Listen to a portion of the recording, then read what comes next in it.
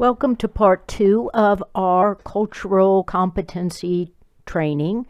And in this session, we will be examining bias. To understand bias is to understand how the human brain works. And once we understand bias, we can begin to make some conscious choices about our attitudes and perceptions of other people.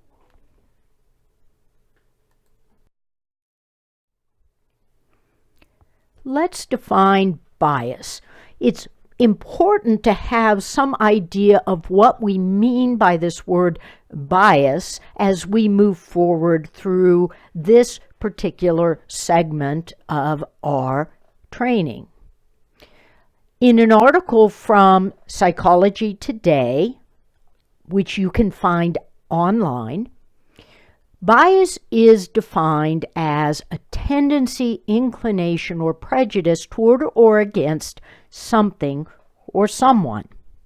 Some biases are positive and helpful, like choosing to only eat foods that are healthy or staying away from someone who has caused harm.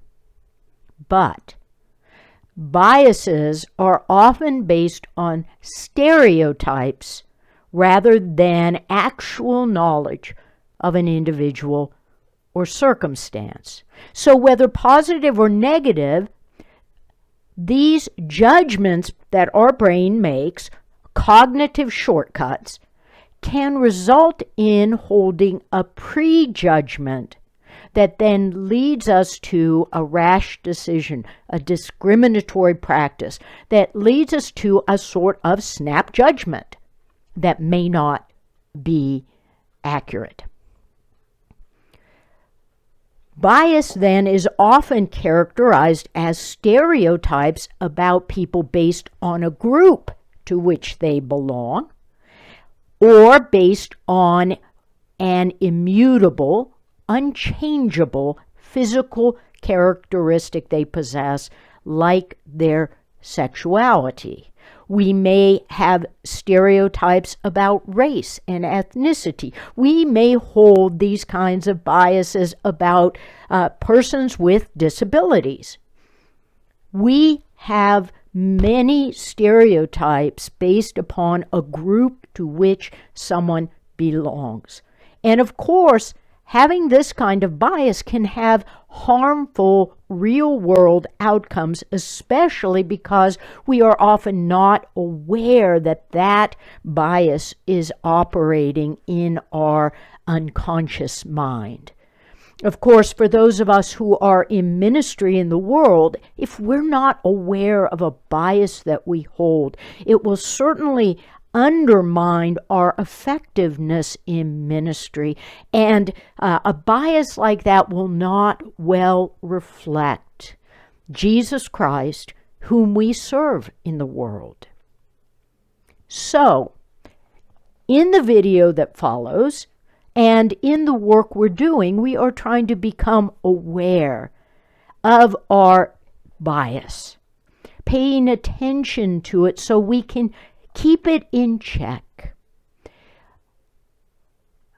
If we learn to recognize and bring out an awareness of the biases we hold, we will be much more likely to grow in our cultural competence. After you watch the video, you will have some additional resources available to you. Danae Johnson will tell us about the implicit association test at Harvard. There will be a link for you to actually go there, take a test, see what it says about your bias. Now, most people who take one of these tests for the first time end up saying, the test is biased, I am not. And so there is a video from Dr. Kang at UCLA that you can watch that explains how that IAT is actually quite accurate. It's not the test that's biased at all. It's us. And finally, there is a wonderful new book that has been published by Dr. Jennifer Eberhardt, who is a social psychologist at Stanford University. Her book, Biased, explores this in a very accessible way. And there's a video here of Dr. Eberhardt that gives you some more information, some more to think about.